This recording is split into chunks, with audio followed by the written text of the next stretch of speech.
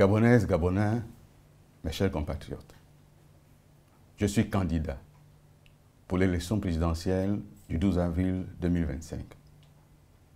Je suis candidat pour porter une nouvelle espérance pour notre pays. Je suis candidat fort de mon expérience dans les gouvernements précédents. Je sais, j'ai servi l'ancien régime. Je sais que cela m'est parfois reproché. J'ai acquis un certain nombre d'éléments, aussi bien pour ma vie personnelle que pour le service de la nation. Je sais également que dans ce service, des erreurs ont été commises. Il y a quelques jours, j'ai discuté avec l'association des victimes des événements 2016. Madame Aïcha, présidente de l'association, m'a regardé droit dans les yeux. Elle m'a dit, Monsieur Bilibizé, je ne vous déteste pas, j'ai de la haine pour vous. J'ai discuté avec Monsieur Mavioga, qui a perdu son fils, mort par balle, non pas au QG de Monsieur Jamping, mais devant sa maison, dans un quartier de Libreville. Il m'a regardé dans les yeux et il m'a dit, je ne savais pas qu'un jour, je pourrais vous parler. Je vous demande pardon. Pardon parce que j'ai dit des chiffres de l'État.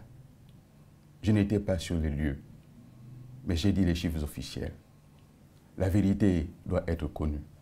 C'est la raison pour laquelle, au cours de cette campagne, je vais tout faire pour faire entendre la vérité et dire aux Gabonaises et aux Gabonais, notre pays mérite que la vérité soit connue. C'est pour cela que nous demandons qu'il y ait cette commission vérité, justice et réconciliation, afin de réparer les fautes, afin de réparer les torts, afin surtout de réparer le pays. Le sang des Gabonais a coulé. Nous devons nous incliner. Pardon. Mes chers compatriotes, l'espérance que je propose, elle est fondée sur ce que nous avons fait ensemble. Elle est fondée également sur ce que nous savons qui n'a pas fonctionné. Elle est fondée sur la nécessité d'offrir à la jeunesse un avenir meilleur. Elle est fondée sur l'urgence de nous occuper de la femme, de l'orphelin, de la veuve, de nous occuper des familles gabonaises.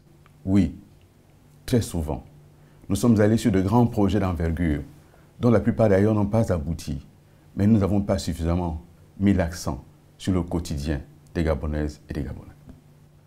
Ces dernières semaines, je me suis déplacé dans le pays, au contact de mes compatriotes, dans les villages, dans les villes, dans les campagnes, dans les maisons. Qu'est-ce qui m'a été dit? 3 choses fondamentales. Améliorer notre quotidien, s'il vous plaît, Monsieur Bilibizé. S'il vous plaît, tirez les leçons de ce qui s'est passé dans le pays. S'il vous plaît, offrez à nos enfants un avenir. Dans chaque maison dans laquelle je suis rentré, première préoccupation, le chômage des jeunes. C'est pour cela que dans le projet que je porte, je ferai de la jeunesse et de la lutte contre le chômage des jeunes un élément fondamental du septennat. J'ai dit que la jeunesse gabonaise mérite qu'on lui consacre toute notre attention. J'ai rencontré des veuves qui m'ont parlé. Le projet que nous portons n'est pas un projet écrit sur un coin de table. C'est un projet que nous avons conçu au contact des Gabonaises et des Gabonais. Aujourd'hui, nous avons le choix entre d'un côté la continuité d'un régime qui se manifeste devant nous à tous les étages et de l'autre côté la rupture. Je suis pour la rupture avec ce qui n'a pas fonctionné au plan économique, au plan politique, au plan de la justice. Je suis pour la rupture.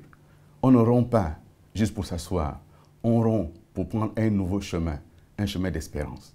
Ce chemin, prenons-le ensemble. Ce chemin, engageons-nous à faire en sorte que le Gabon soit véritablement ce pays où chaque enfant arrive à trouver des éléments pour s'épanouir. Ce pays où la culture gabonaise devient le fondement à nouveau de notre vivre ensemble. Ce vivre ensemble qui se trouve aujourd'hui menacé par des discours de haine, de tribalisme, de repli identitaire. Notre vivre ensemble, les pères fondateurs l'ont proposé sur 3 piliers.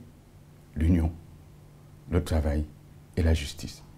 L'union des fils et des filles du pays, le travail pour développer le pays, la justice pour donner à chacun ce à quoi il a droit.